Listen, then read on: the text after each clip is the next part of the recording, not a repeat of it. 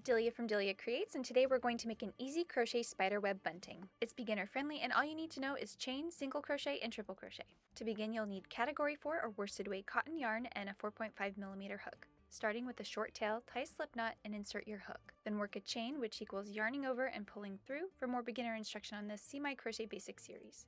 Chain a total of 5 times, then work a triple crochet into the first chain. To triple crochet, yarn over twice, use the index finger on your hook hand to hold the yarn in place. Insert your hook into the chain, yarn over and pull up a loop so that you have 4 loops on your hook. Yarn over and pull through 2 loops. You should now have 3 loops on your hook. Yarn over and pull through 2 loops, which leaves you with 2 loops left. Yarn over and pull through the last 2 loops. And that's a triple crochet. Please note I'm using US crochet terms. In UK terms, this is a double treble crochet.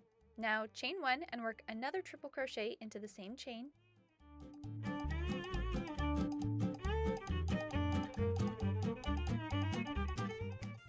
Repeat the pattern of chain 1 and triple crochet into the same space until you have 7 total triple crochets with chains in between.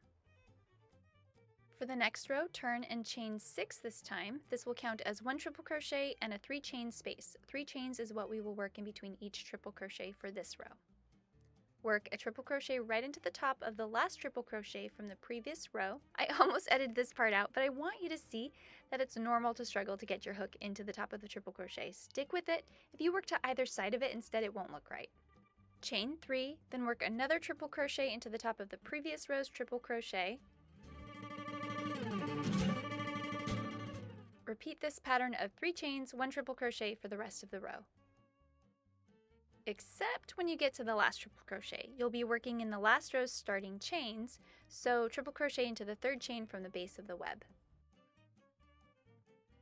For the next row, turn and chain 8 this time. The first 3 chains will count as 1 triple crochet. The other 5 chains will make up the chain space. Triple crochet into the top of the next triple crochet from the previous row, just like you did before. Then chain 5.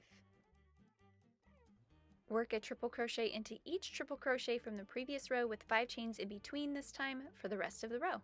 For the last triple crochet, work in the 3rd chain like you did before. And that's it, you have your spider web. You can continue adding more rows, increasing the chain spaces by 2 each time, but I found 3 rows to be just right for this bunting. Cut a 2 to 3 inch tail and tie off your end. I like to add an additional chain at the end for extra security. Now make 9 more spider webs to make a 5.5 foot bunting. To join the spider webs together, start with 10 chains or whatever starting count you prefer. We're going to join into the end of the 3rd row of one of the spider webs, not the chained side, and crochet over the tail to disguise it as we go. Insert your hook into the corner of your spider web, yarn over and pull up a loop.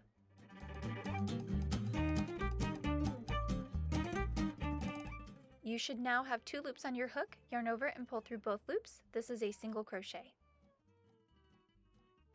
Now work a single crochet into each chain and stitch at the top of your spider web, enclosing that first tail as you go. Again, I'm showing how tricky it can be to work in the chain, especially when using black yarn because it's hard to see, so you know it's normal. Sometimes you have to roll the chain over to find the loops to work in. When you reach the center point of your web, you can trim off the rest of the first tail. Just be sure to pick up the other tail and make sure it gets woven in as you go too. You only need to weave it in a couple of inches before trimming it down. You don't want it hanging out of the last stitches of your spider web. Make sure to work 3 single crochets into the last section of your spider web. It can be a little hard to tell because it's all chains. To add another spider web, it's much the same as the first. Insert your hook into the end of the 3rd row of your new spider web, pull up a loop and complete a single crochet. Then single crochet across the top of the spider web, weaving in the tails as you go. You can see how the shape of the spider webs improves a lot after the tops are single crocheted into. Continue adding spider webs in the same way until they are all strung together.